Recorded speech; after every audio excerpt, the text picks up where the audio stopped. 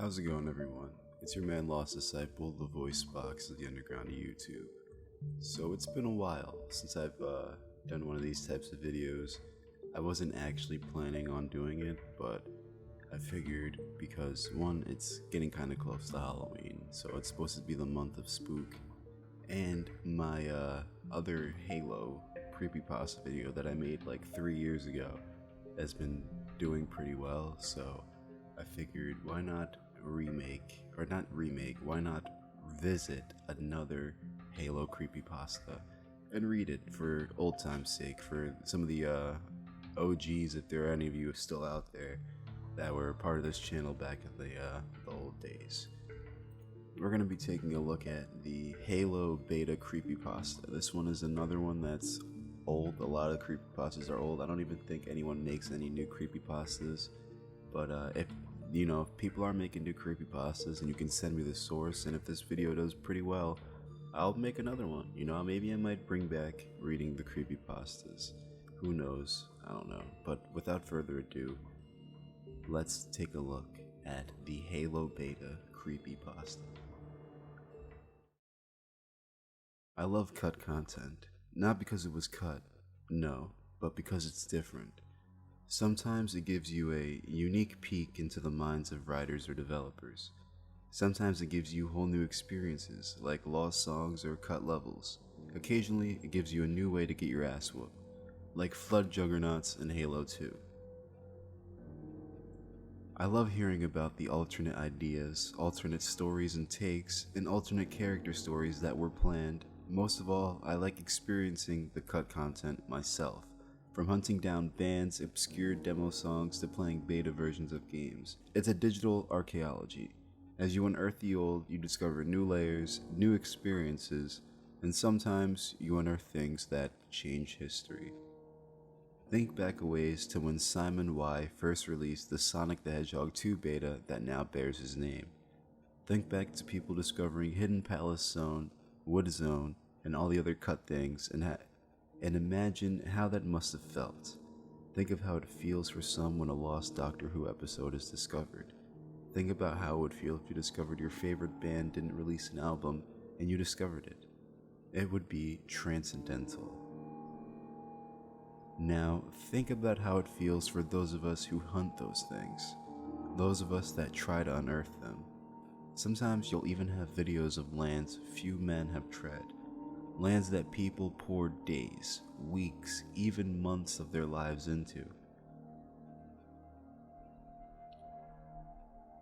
Lands that withered and died, placed in the recycling bin, or on old hard drives or disks. In particular, I speak of Installation 04, a Halo ring, an alien-built ring world imagined and coded by Bungie Studios. A world that went through many revisions.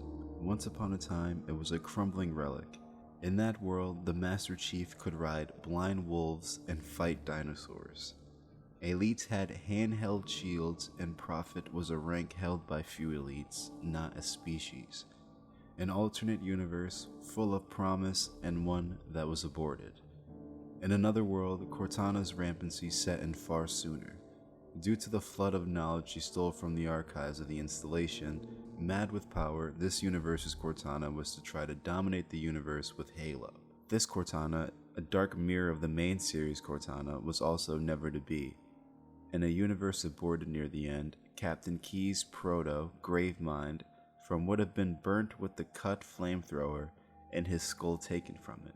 But Bungie was so disturbed by the skull model, they had made a charred one based on real picture of charred skulls. It too was removed. But there's something far more grand than discovering that which is known to be. Something that is discovering something which was never known. Something that even the company never discusses. That is the something that I discovered. It all started with a fatal act of gravity, the menace of all things. In this case, the unrelenting, unfeeling force murdered an innocent Xbox. Well, I say innocent, but I'm likely to die of high blood pressure one day due to that thing, so maybe not so innocent. All that matters is that I, a clumsy idiot, dropped my Xbox, a device infamous for working quite well as a cinder block, and something went wrong inside. It no longer could read discs. I swore, yelled at some things, tortured enemies in some games, and calmed down, before coming to a decision. Xboxes one day will be rare. So I decided I'd pony up the cash to get a new one that actually worked. I thought about where I could get an Xbox. Obviously GameStop won't carry them, so this solution was out. All of my friends had GameCubes and PlayStation 2s, and I doubt any would have sold me an Xbox if they had one. And the town's annual garage sale weekend wasn't for several more months, so I was left with one option: the internet.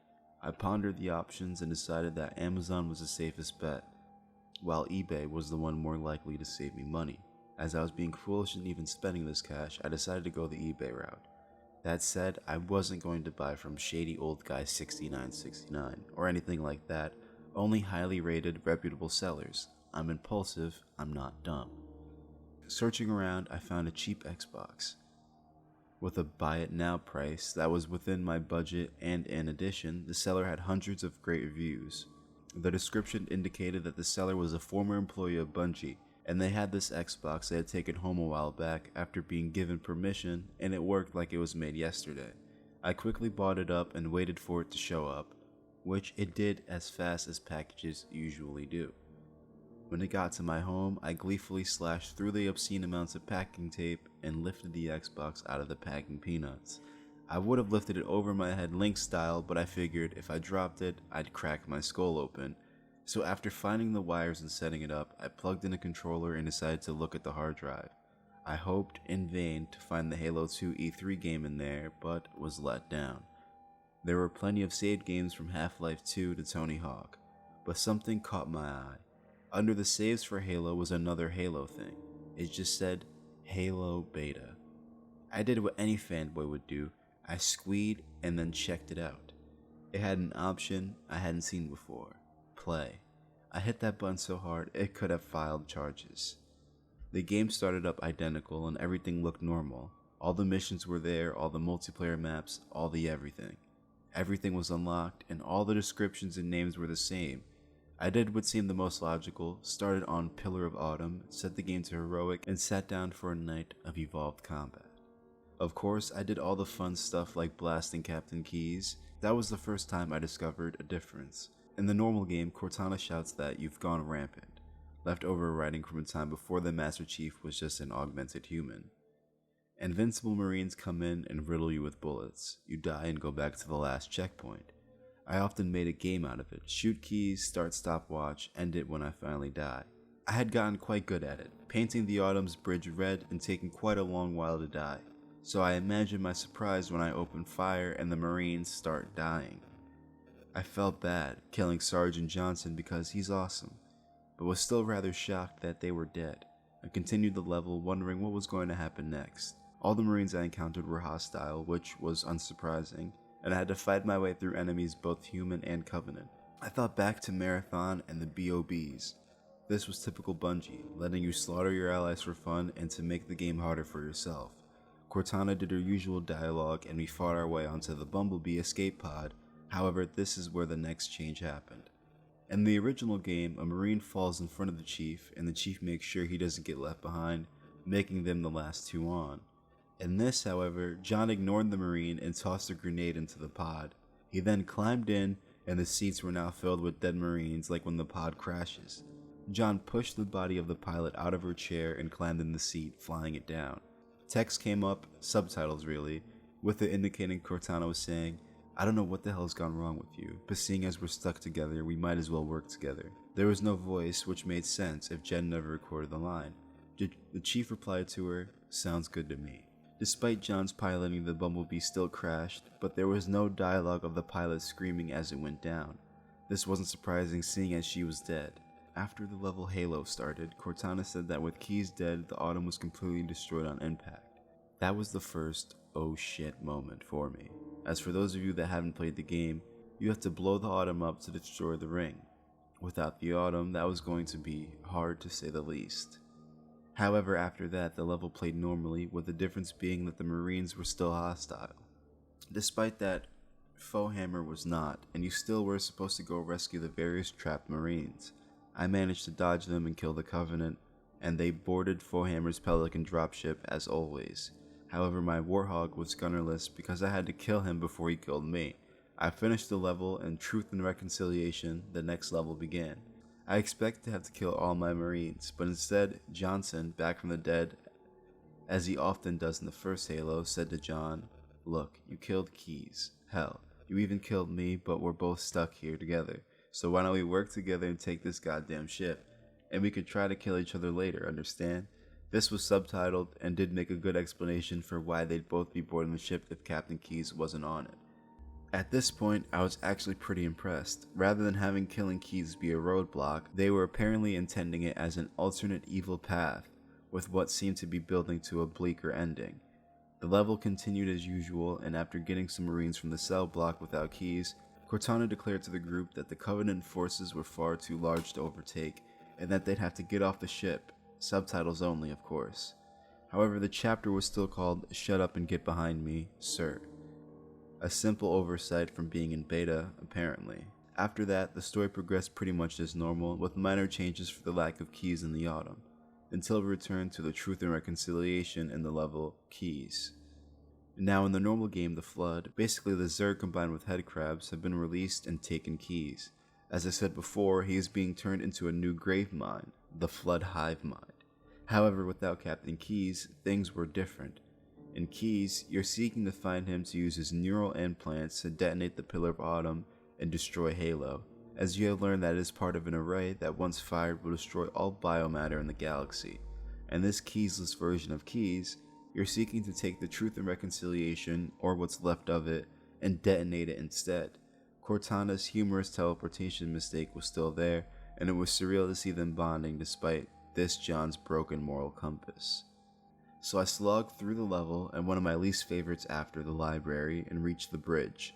However, there was no proto-gravemind. I was surprised that the Flood hadn't started building one, and that it dawned on me that there was no proper base for it in this universe. With so few Marines on Halo due to the total destruction of the Autumn, along with the fact that Thel Vadami would obviously still survive, the Flood didn't have a brilliant mind to start with. The cutscene, far different from the usual, began, and John inserted Cortana's chip into the Holo panel. Cortana infiltrated the network, hacking into its systems, only to discover that due to the damage, it couldn't self-destruct.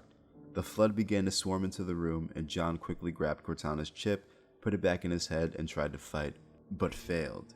They swarmed him and quickly tore apart large portions of the chest part of his armor. Without it, a Flood infection leaped onto him and quickly burrowed into him, much like how Flood infection happens in Halo 3. It took me a moment to realize what had just happened. John was now taken by the Flood, and with him Cortana, and with her, Halo's index. Without the index, Halo can't even fire. I wondered what was going to happen next, as the game had now gone far off the rails. The screen went black before going to the loading screen. What started next surprised me. A large grave mine now resided in Halo's control room in possession of 343 Guilty Spark, monitor of Installation 04. Cortana's giant form was at the control room's panel once more, but rather than her usual color changing while there, she was red like rampant Cortana in Halo 4. The grave mine started speaking, but only in subtitles. Told Cortana to activate the slipspace drives and set course for Earth. The grave mine then lowered a tentacle down and placed a combat form on the ground. This combat form, however, wasn't a normal one. Instead, it was a headless one with the Mjolnir 5 armor that the Master Chief wore, repaired and on the body.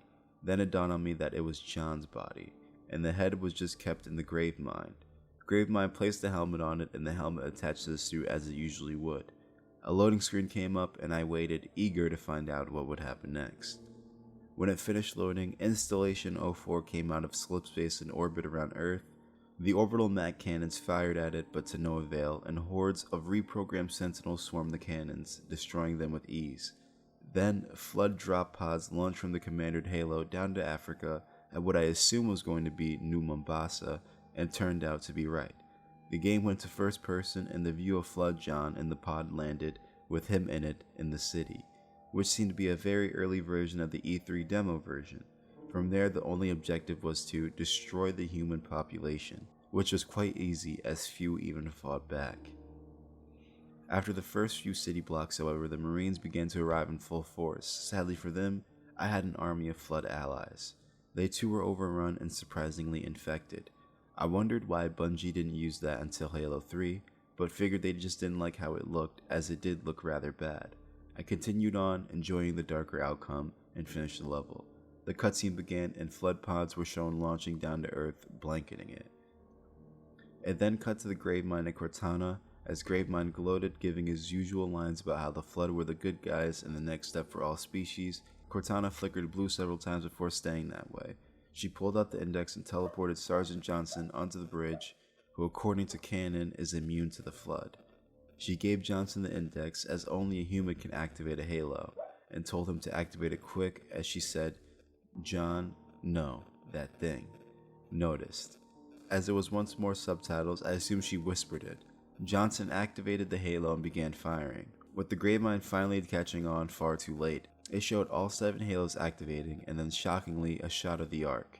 Although not nearly as pretty as it is in Halo 3. They fired and it showed all the various species that were in the first Halo being disintegrated in various locations, even places like High Charity and Sang Helios. As this finished, it cut to Cortana, flickering red, blue, and purple, sitting down looking around the desolate installation. For the first time in a while, she spoke with actual dialogue. Somberly she said, "I have defied gods and demons. I am your shield, I am your sword." It asked, and I answered. For a moment of safety, I loosed the damnation on the stars. This is the way the world ends. I am a monument to all of your sins. The credits rolled, playing what sounded like an early version of the Halo 2 track, Never Forget, Cortana flickering in the background. My mind was blown. Interpretations raced through my head, and I quickly went to the mission select to do it on Legendary, as the games almost always have a slightly different end on Legendary. To my anger, the alternate final mission was absent. Dedicated and obsessive, I started up Pillar of Autumn on Legendary and killed Keys, fighting through the entire game. As the credits ended once more, I realized it was, and had been slowly zooming in on Cortana. And her face filled the screen. She whispered, "I see you," and giggled. Startled, I let out a shriek, then I laughed. One good prank by Bungie for the most dedicated players. In one legendary ending, an elite gropes Johnson, and in the other, Cortana scares the shit out of you. I was impressed but saddened that the alternate story was cut, but you could never make a sequel out of that, so chances are Microsoft told them to remove it. I messaged the seller on eBay and told him about his forgotten save data, and he messaged me back asking if I had discovered the secret ending yet. After telling him yes, he sent back a smile and said, "Just so I don't get sued, for your eyes only, okay?" And I agreed. I still revisit that alternate Halo, sometimes. So, that is the end of the Halo beta. That was actually a pretty long creepypasta, a lot longer than I would have thought it was going to be when I was looking through it. I thought it was going to be maybe like 10 or 15 minutes, not almost 20 minutes long. Thought it was pretty good. It wasn't creepy at all, as much as it was kind of like a normal story with like some weird twist. No one dies, like the main character doesn't die. Usually like I'm thinking of like Slap Happy, when that guy got the Slap Happy game, and then it turns out that all the people that were locked characters were actually the old players, previous players before the current player of the game, and they were killed. So I thought that was interesting. I thought maybe it would have something to do with like, maybe not like that, but like the main character was going to die after seeing whatever he's seen. But no, seems like everything was good. No one got sued, because Bungie made, in fact, 3 more Halo games after that. Or 4, really, if you count ODST. So yeah. If you enjoyed, leave a like. If you dislike it, drop a dislike. I'll see you guys in the next video. Peace out.